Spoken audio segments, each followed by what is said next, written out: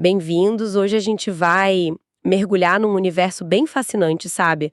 Onde a luta encontra a pedagogia e a força se mede não só em músculos, mas tipo em resiliência emocional. A gente tá falando sobre jiu-jitsu infantil, mas assim, por uma ótica muito particular, a do professor L. de Souza Guimarães Júnior. Nossa fonte principal é um texto dele e é fundamental entender quem ele é para captar a profundidade da abordagem. O professor L não é só um professor de jiu-jitsu para crianças e adolescentes de 7 a 17 anos, né? Ele carrega uma bagagem tripla, que eu acho incrível. É também pedagogo e licenciado em educação física, atua na rede municipal, e essa combinação, para mim, é o coração do que a gente vai discutir aqui. Como ele usa o tatame não só para ensinar a arte suave, mas como um espaço de desenvolvimento integral mesmo. Então, a nossa missão aqui é meio que desvendar como essa abordagem específica dele, que junta técnica marcial com planejamento pedagógico, sabe? E conhecimento do desenvolvimento motor, social, como isso pode ser uma ferramenta poderosa para as crianças que estão lidando com os desafios de hoje. Ansiedade, insegurança, essa coisa toda das telas, né? E a gente parte de uma pergunta que, olha, ecoa na cabeça de muito pai e mãe e que o professor Eli enfrenta de frente. Será que o jiu-jitsu pode tomar o lugar de um acompanhamento psicológico? Ok, vamos começar a desempacotar isso. A posição do professor Eli é, antes de tudo, de muita responsabilidade, né? E clareza. Não, o jiu-jitsu não é um substituto para a terapia psicológica. Ele faz questão de separar as coisas. Mas e aqui entra o ponto crucial da visão dele. Ele defende com paixão que a prática no tatame pode ser um braço poderoso, um aliado fundamental nesse processo de fortalecimento emocional e social. Essa nuance é fascinante, né? Porque ele não simplifica, não vem de uma solução mágica. A terapia tem o lugar dela, o lugar clínico, insubstituível, focado em questões específicas de saúde mental com métodos próprios. O que o professor L parece propor, e isso vem da experiência e da formação dele, é que o jiu-jitsu, quando conduzido com essa intenção pedagógica, cria um ambiente experiencial único. É quase um laboratório social e emocional em tempo real, entende? Mas com regras, com estrutura, com objetivo claro de aprendizado. Não é terapia, claro, mas pode ser terapêutico no sentido mais amplo, de promover bem-estar, de desenvolver habilidades. A complementariedade é a palavra-chave aqui. O tatame pode oferecer um terreno fértil para a criança praticar o que ela talvez elabore na terapia, sabe? E a terapia pode ajudar a criança a entender e integrar as vivências intensas do tatame. Uma coisa reforça a outra. Exatamente. E essa convicção dele não vem do nada, né? Vem da observação atenta, do chão da academia, do dia a dia com os alunos. Ele descreve no texto cenários que, nossa, muito educador e pai vai reconhecer na hora. Crianças que chegam cabisbaixas, com o corpo tenso, sabe? Evitando o olhar. Crianças que, diante da frustração de perder uma luta no treino, algo que faz parte do jiu-jitsu, né? Tinham crises de choro, de raiva, mostrando dificuldade em lidar com o erro, com a derrota. Ou então aquelas que ficavam mais no canto, com uma barreira invisível para interagir com os colegas. Mas o relato não para aí, na dificuldade. Ele descreve uma transformação que parece acontecer quase que organicamente. Embora a gente saiba que por trás tem um trabalho pedagógico consistente, claro. Ele nota mudanças sutis, mas muito poderosas. Primeiro, o olhar da criança muda. Ganha um brilho diferente, talvez mais confiança ou simplesmente curiosidade. Depois, a postura corporal relaxa, se abre, e ele menciona, de um jeito muito humano, o reaparecimento do sorriso, da espontaneidade. É aí que ele usa uma frase que resume bem essa visão equilibrada. O tatame não cura, mas acolhe. Nossa, essa ideia de acolhimento no tatame é muito potente. Vale a pena a gente explorar um pouco mais. O que significa ser acolhido num ambiente de luta? Parece um paradoxo, né? Mas não é. Especialmente na forma como o professor Eli parece estruturar as aulas. E aí entra a formação dele de novo. Vamos pensar nos elementos que ele diz que o jiu-jitsu ensina. Primeiro, Lidar com o toque físico. Num mundo onde muitas vezes o contato físico é evitado ou mal interpretado, o jiu-jitsu exige proximidade, contato corporal constante, mas sempre dentro de regras claras de respeito, de consentimento. Para uma criança mais retraída ou ansiosa, aprender a navegar esse contato de forma segura pode ser transformador. Totalmente. E tem mais, né? Sim. Segundo ponto, a espera. O jiu-jitsu ensina a paciência. Esperar a sua vez de lutar. Esperar o momento certo para aplicar uma técnica, esperar a instrução do professor. Numa cultura de imediatismo total, isso é um treino valiosíssimo para a autorregulação. Verdade. Terceiro, e talvez o mais óbvio, lidar com o erro e a frustração. Perder faz parte. Errar a técnica faz parte. Aprender a levantar depois de uma queda, sabe? Analisar o erro sem se sentir diminuído. Tentar de novo. Isso é resiliência na prática, pura e simples. Com certeza. E por último, mas não menos importante, a interação social. O jiu-jitsu é individual na luta, mas é totalmente coletivo no aprendizado. Você precisa do outro para treinar, para aprender, para evoluir. Isso força a comunicação, a negociação, até a empatia. Você tem que cuidar do seu parceiro de treino também. E o ponto que você levantou sobre a formação do professor L é crucial aqui. Não se trata só de jogar as crianças no tatame e esperar que esses benefícios apareçam magicamente, né? Acredito que a formação dele como pedagogo e professor de educação física informa como ele estrutura a aula, como ele apresenta os desafios, como ele lida com as frustrações dos alunos, como ele fomenta o respeito mútuo. É essa intencionalidade pedagógica que transforma o tatame num ambiente seguro para errar, para tentar, para se conectar. Ele não está só ensinando posições, né? Ele está gerenciando um ambiente de aprendizado socioemocional que é super complexo. Sem dúvida alguma.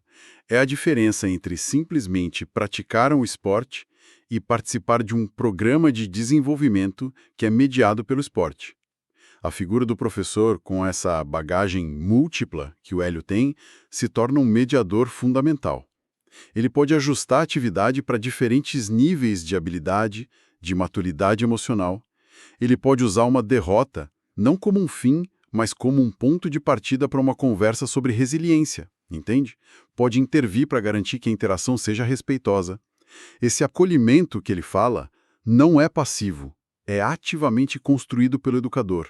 É um trabalho constante. Faz todo sentido essa ideia do acolhimento ativo, muito bom. E ele não para por aí, né? Ele conecta isso a pilares bem específicos do desenvolvimento que o jiu-jitsu conduzido dessa forma fortalece. Ele lista 3 principais.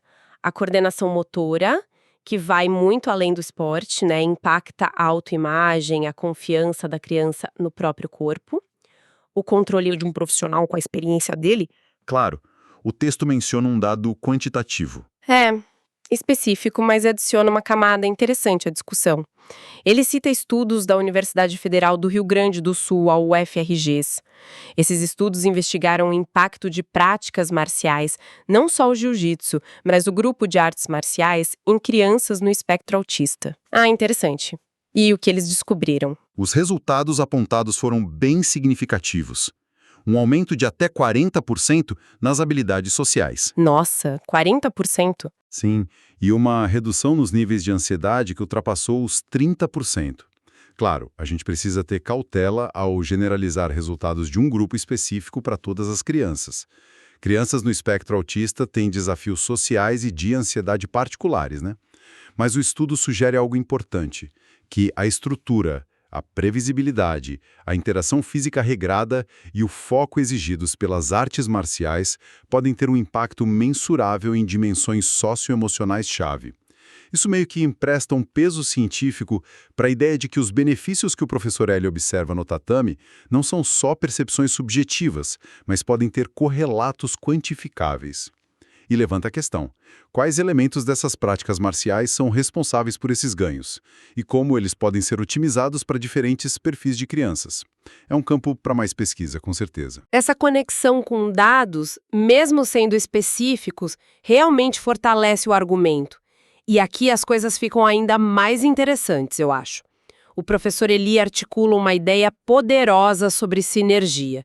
Ele argumenta que quando você consegue alinhar diferentes forças em prol da criança, o esporte, com o jiu-jitsu dando os desafios físicos e sociais, a educação, com a visão pedagógica dele, planejando as aulas, definindo objetivos claros, criando um ambiente seguro, e, quando necessário, a psicologia, com o suporte terapêutico profissional externo, lidando com questões mais profundas, o resultado transcende a soma das partes. Ele usa a palavra extraordinário. Extraordinário. É uma palavra forte. É. E o que seria esse resultado extraordinário para ele? Ele descreve crianças que florescem em autoconfiança, que aprendem a acreditar mais em si mesmas através das pequenas vitórias, das superações no tatame. Crianças que, e esse ponto é muito relevante hoje, se tornam menos dependentes das telas. Por quê? Talvez porque o jiu-jitsu oferece um tipo de engajamento que a tela simplesmente não consegue replicar, né? É um engajamento físico, social, tátil, com feedback imediato e real. Faz sentido. E por fim, ele fala de crianças mais conscientes das próprias emoções. O tatame vira um espelho onde raiva, medo, alegria, frustração, tudo vem à tona. E com a orientação correta, a criança aprende a reconhecer e a começar a manejar esses sentimentos. A hashtag que ele criou, hashtag mais confiança menos tela, é uma síntese perfeita dessa filosofia. Resume tudo. Se a gente tentar amarrar todas essas pontas, o que emerge é um modelo de intervenção muito rico, realmente. A abordagem do professor Hélio que integra esse conhecimento técnico profundo do jiu-jitsu com a sensibilidade pedagógica e os princípios da educação física. Isso parece criar um verdadeiro ecossistema de desenvolvimento. Não é sobre ensinar técnica pela técnica, de jeito nenhum. É sobre usar a técnica, a luta, a interação como ferramentas para construir o que ele chama de crianças mais fortes por dentro. A ênfase está no desenvolvimento holístico, físico, claro, mas igualmente o social e o emocional. Fica muito evidente que para ele aprender um armlock ou uma passagem de guarda é um meio, não um fim. O fim é formar indivíduos mais resilientes, mais conscientes, mais conectados. E nesse processo todo, a figura do professor pedagogo é absolutamente central.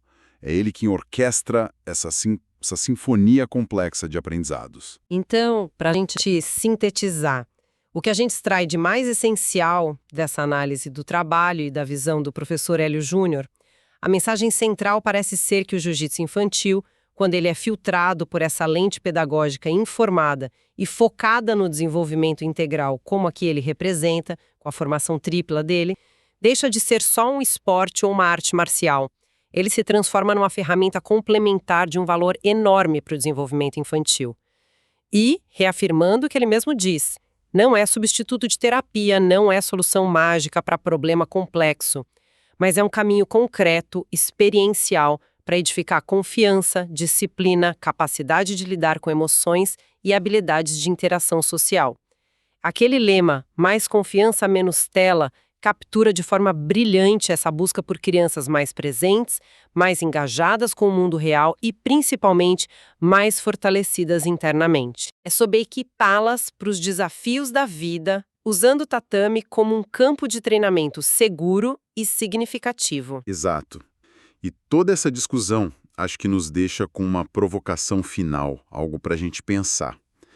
Se a gente concorda que o tatame, sob essa orientação cuidadosa, pode ser um espaço tão eficaz para desenvolver habilidades como interação social, regulação emocional, resiliência diante da frustração, a grande questão que fica é como acontece a transferência dessas habilidades. Como a confiança que a criança conquista ao finalizar um colega no treino se traduz em coragem para ela levantar a mão na sala de aula, por exemplo. Como a paciência aprendida ao esperar a vez de lutar ajuda a lidar com a espera na fila do supermercado ou com o irmão mais novo em casa, sabe? Como a capacidade de se levantar depois de uma derrota no dojo fortalece a criança para enfrentar uma decepção na escola ou com os amigos. Essa ponte entre o aprendizado específico, ali no ambiente controlado do jiu-jitsu, e a aplicação dessas competências na complexidade e às vezes caótica da vida cotidiana, essa ponte é, talvez, o próximo capítulo fascinante dessa história. Como garantir que o acolhimento e a força interior construídos ali se tornem recursos disponíveis para a criança em todos os outros âmbitos da vida dela? Fica aí a reflexão sobre como a gente pode solidificar essa transferência.